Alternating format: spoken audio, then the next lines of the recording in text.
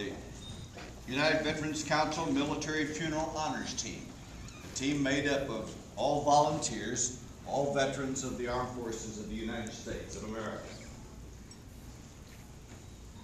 President John F. Kennedy once said, "A nation reveals itself not only by the men it produces, but also by the men it honors, the men it remembers."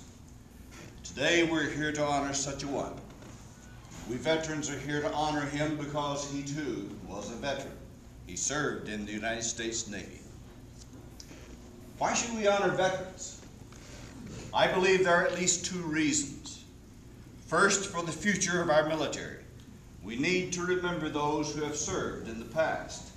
As George Washington, our first commander-in-chief, said, "The willingness with which our young people are likely to serve in any war, no matter how justified, shall be directly proportional as to how they perceive the veterans of earlier wars were treated and appreciated by their nation."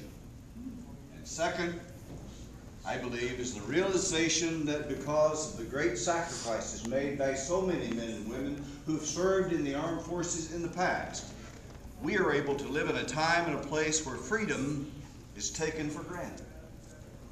The great King Solomon of long ago wrote the following insight: "There is a time for everything, and a season for every activity under heaven, time to be born and a time to die." And now the time has come to pay honor to a fallen comrade, a fellow veteran, to remember him because he does deserve to be remembered and honored for the service that he rendered to our nation in the cause of freedom. We honor him as a brother in arms. It was William Shakespeare who first said in King Henry V, "We shall be remembered, we few, we happy few, we band of brothers." All too often, it seems, we are called upon to say a sad farewell to a fallen comrade. As the years roll on, we too will have finished our fight and shall answer that final roll call. Until then, may we so live that when our time comes, those we leave behind may say of us, as we say now of this departed comrade, "He was an honorable man, a staunch patriot, a faithful defender of freedom." And let us who remain remember that freedom is never free. All veterans gave some, and some gave all to ensure the freedoms that we cherish. President Ronald Reagan said, "Freedom is never more than one generation away from extinction. We didn't pass it to our children in the bloodstream.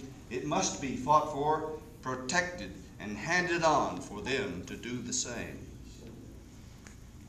The military honor team will now render the traditional military salute to a fallen comrade, which consists of the firing of 3 rifle volleys, followed by the playing of taps. Now, when taps begins, please put your right hand over your heart in reverence for the departed and in respect for our flag. Now, may I remind you that the rifles that we fire are old, and they're very loud, especially when fired in unison. And so if the turkeys begin to gobble and the deer jump, then you'll know you don't have to jump. They've done it for you. We have a member of the active duty Navy here because this is a Navy veteran. And he will assist in the folding of the flag and the presentation of the flag. So. Thank you, Zorn. Ready. Aim. Fire! Whoa! Ready! Aim! Fire! Ready! Aim! Fire! Present! Order!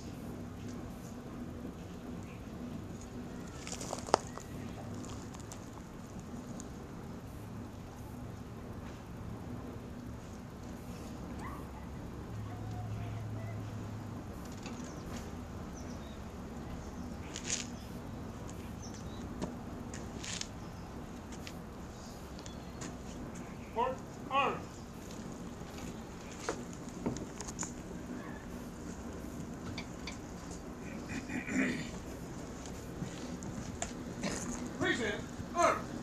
On behalf of the President of the United States, the United States Navy, and the grateful nation, please accept this flag as a symbol of our appreciation for your loved one's honorable and faithful service in the United States.